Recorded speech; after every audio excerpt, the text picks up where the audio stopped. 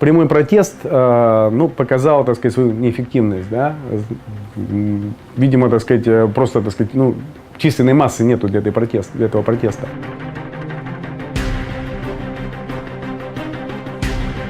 Неправильно говорить про оппозицию.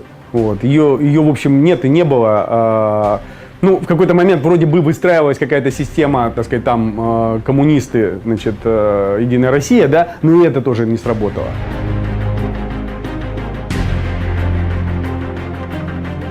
Если говорить о Республике Коми, ну, на такой общероссийской панораме, да, то тут все, так сказать, неплохо, да, смотрится. Потому что, опять-таки, я вижу в разных регионах, насколько там Архангельск, так сказать, который выглядит, так сказать, как после бомбардировки, как будто там вот еще немцы совсем недавно ушли.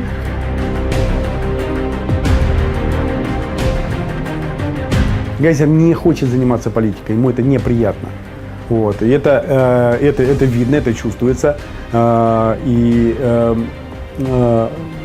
Значит, и это, конечно, порождает какие-то проблемы.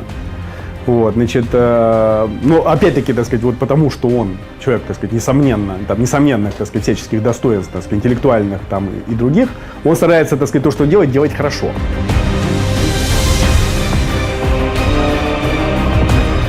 Да, я всегда был готов, на самом деле, инкорпорироваться во власть, так сказать, там, при, так сказать, соблюдении каких-то принципов. Я, в общем, так сказать, к Спиридонову пошел, вот. Я, так сказать, для себя это никогда не исключал, вот, потому что, ну, таков масштаб моих амбиций, и, так сказать, и мне это интересно,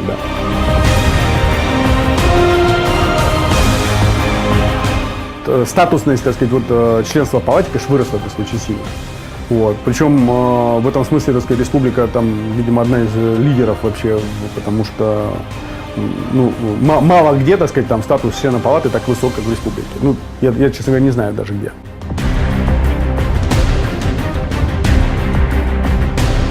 Он, так сказать, придает нынешней власти, так сказать, ну, вот ее какую-то интеллектуальную наполненность. Вот.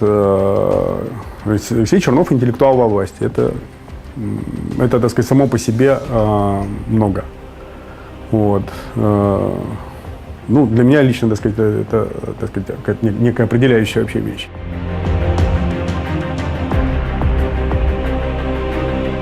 Если взять последние, скажем, 3 года, то я побывал, наверное, в 30-40 регионах. То есть, ну, так, наверное, до половины страны фактически как бы объездил. И тут был выставлен некий рейтинг, по которому Сыктывкар вошел в 100, да. Ну, я даже, так сказать, допустил для себя, что он может войти где-то даже и в 50 лучших городов страны.